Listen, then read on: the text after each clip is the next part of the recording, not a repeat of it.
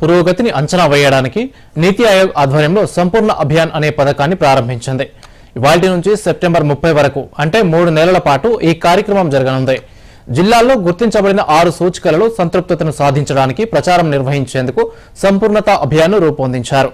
Aspirational జిల్లాగా గుర్తించిన కుమ్రంభీం ఆసిఫాబాద్ జిల్లాలో సంపూర్ణత అభియాన్ కార్యక్రమాన్ని నిర్వహిస్తున్నారు.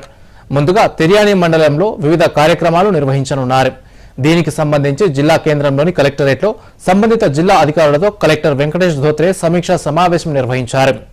సంపూర్ణత అభియాన్ ద్వారా 3 నెలల పాటు ప్రజలకు కావాల్సిన విద్య, వైద్యం, పౌష్టికాహారం, వ్యవసాయం, మౌలిక వసతుల కల్పన, సామాజిక అభివృద్ధి తదితర అంశాలపై అభివృద్ధి జరగాలని అధికారులకు సూచించారు. 4 जुलाई संपूर्णता अभियान शुरू किया है। संपूर्णता अभियान 4 जुलाई से लेकर के 30 सितंबर तक चलेगा। उसमें आज हमने सारे फ्रंटलाइन वर्कर्स, सारे डिपार्टमेंट जो आपके रेलेवेंट डिपार्टमेंट्स हैं उनके फ्रंटलाइन वर्कर्स को बुला के, स्टूडेंट्स को बुला के, पब्लिक रिप्रेजेंटेटिव्स सबको हमने अवेयरनेस दिया कि क्या क्या करना है। नेक्स्ट 3 मंथ्स का एक्शन प्लान भी हमारा रेडी है, 90 डेज़ का। उसके हिसाब से हम चलेंगे, हर महीने हम उसको रिव्यू करेंगे। तो जैसे सर बता रहे थे अभी कि एस्पिरेशनल डिस्ट्रिक्ट में हमारा जो रैंकिंग था जनवरी में वो काफ़ी अच्छा था। एस्पिरेशनल ब्लॉक में भी हमारा रैंकिंग फर्स्ट रैंकिंग था लास्ट अक्टूबर टाइम में।